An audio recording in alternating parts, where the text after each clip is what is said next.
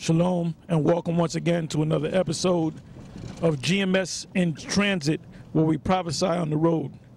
We're still in the book of Second Esdras, the 15th chapter in the Apocrypha, and we're going to start at the 28th verse. I'm going to pass it to the elders. Okay, Second Esdras 15 and 28. It says, "Behold, an horrible vision, and the appearance thereof from the east, where the sinners of the dragons of Arabia shall come out with many chariots, and the multitude of them shall be carried as the wind upon the earth, that all they which hear them may fear and tremble. Also the Carmanians, raging in wrath, shall go forth as the wild boars of the wood, and with great power shall they come, and join battle with them, and shall waste a portion of the land of the Assyrians." Now the modern day Assyrian is America, right? The American Empire. And the Carmanians and all that's mentioned in those two verses is talking about the Iranians, all right? You're going to have a multitude of those so-called Arab nations down there in the Persian Gulf, and basically, like we've been telling you, that's where World War III is going to kick off, down there in the Persian Gulf, all right? And the result of that is Russia, which is going to be backed by these so-called Arabian nations. They're going to shoot missiles against America, and they're going to destroy America. That's why you hear the part where it says, "shall waste a portion of the land of the Assyrians." All right? Reading on, it says, "And then shall the dragons have the upper hand, remembering their nature." And that sends you back to the book of Genesis, when Ishmael, which was the son of Abraham, was born. The prophecy said that Ishmael, which are the so-called Arabs today, that he would be a wild man. So that's what it means, remembering their nature. Yeah, keep in mind that the Carmanians are the Persians, which go back to Elam, and them joining forces, they're going to join. Which are the so-called Arabs today, that he would be a wild man. So that's what it means, remembering their nature. Yeah, keep in mind that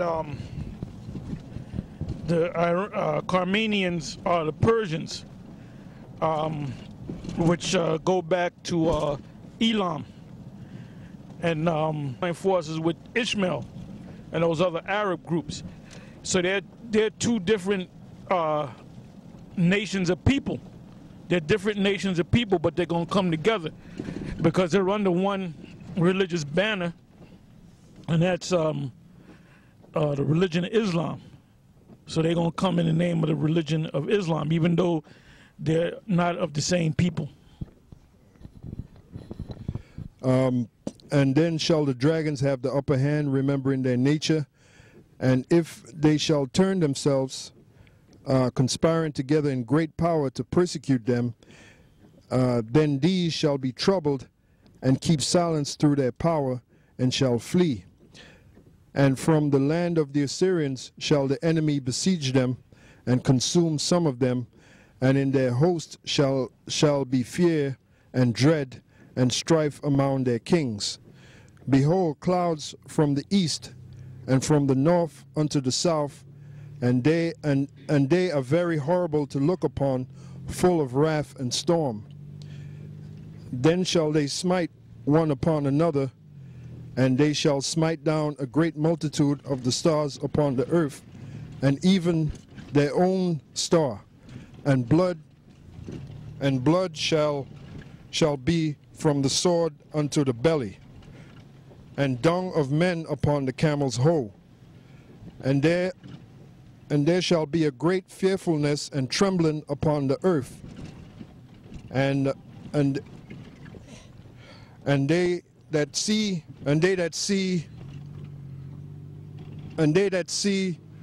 the wrath shall be afraid, and trembling shall come upon them.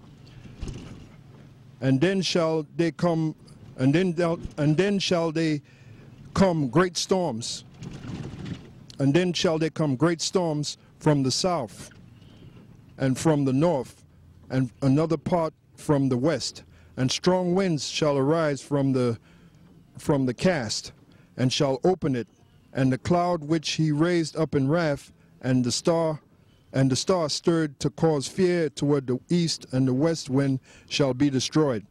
The great and mighty clouds shall be lifted up full of wrath, and the star, that they may make all the earth afraid, and them that dwell therein, and they shall pour out over every high and eminent place and horrible star, fire and hail and flying swords and many waters, that all fields may be full, and all rivers with the abundance of great waters. Yeah, and the flying swords represent the ICBM missiles, because back in the ancient world, there was no such thing as ICBM missiles. So the prophets looked at these missiles and you know, used what they saw every day. They saw swords, and it looked like a sword that was flying in the air. Right, this is verse 41. It says, fire and hail and flying swords and many waters, that all fields may be full, and all rivers with the abundance of great waters.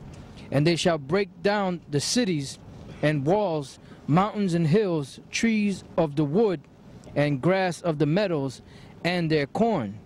And they shall go steadfastly unto Babylon, and make her afraid. And that's the coming together of the Iranians and of the Arab nations that are going to fight against America, you know, because not only are they going to be fighting against America, but you have Russia to worry about, because Russia has an interest in certain of them Arab countries, namely in Iran.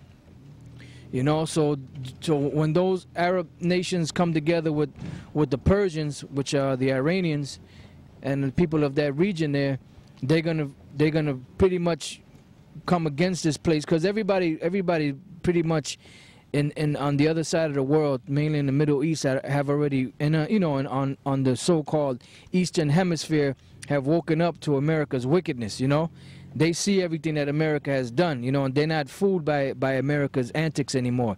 The only people that are fooled are the people here that are the so-called Americans. You know, that believe that America is such a noble country. You know, but even some of them are starting to wake up. But I just wanted to read this article from the Trumpet. You know, we were going through some of these articles earlier, and seeing that we're going through 2nd Esdras 15, this ties into, you know, to the lesson. Now this is on page 18, and it's called "Eager to Show America the Door." It says Iranian leaders are working to solidify ties with Afghanistan, Pakistan, and Iraq. Now, the Iranians, which are the Elamites, they're looking to get together with the Afghanistans, the Pakistan, and Iraq. Now, some of those countries have what is known as Arabs or Ishmaelites.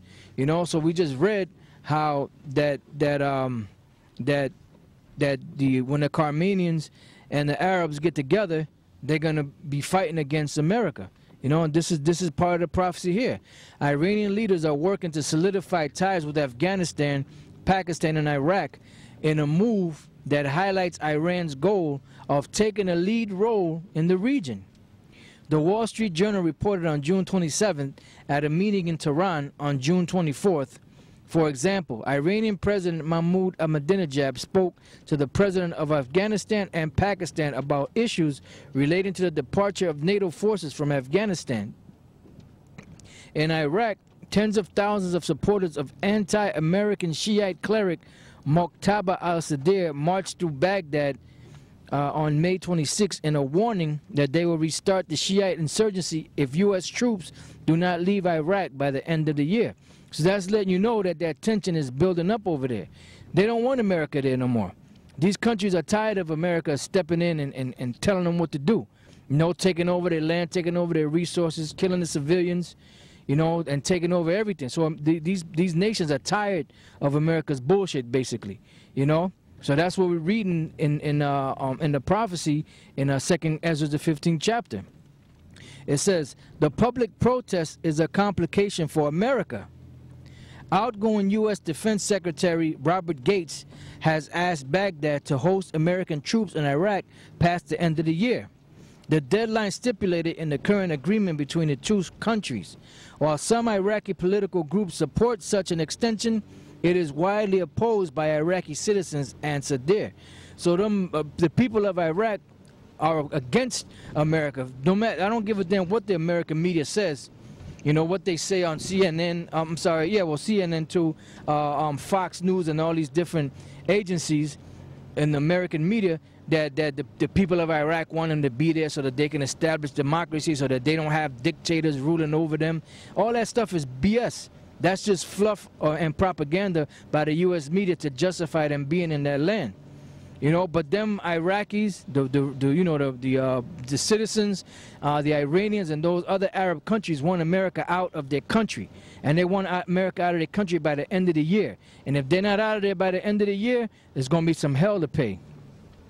It says, America wants to stay in Iraq longer in order to maintain stability and counteract Iran. Now, America wants to stay in Iraq longer so they can keep milking those resources. It says the Iraqi security forces will not be able to defend Iraq's sovereignty, independence from Iran, and internal stability without American assistance, including some ground forces, for a number of years. Defense analyst Frederick Kagan argued in a paper released in May. Washington is trying to delay the inevitable. As the trumpet has long said, Iran will cement its takeover of Iraq once the U.S. leaves. So basically, that's one article showing you that this prophecy is taking place right now. You know, the prophecy in 2 Esdras 15. And back in 2 Esdras 15 and 43, it says, and they shall go steadfastly unto Babylon and make her afraid. You know, because really these Americans, they're basically faggots. I just put it in layman's terms. You know, these so-called big bad military guys, you know, the Marines and the Navy SEALs and all them guys, they're a bunch of faggots.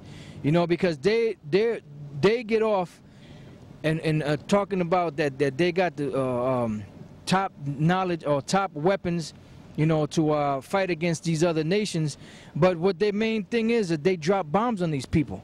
You know, they can't fight hand-to-hand combat with these people, you know, because of the fact is that these people will kick them in the ass, so they got to drop bombs on them. That's why they say that the American military is so great.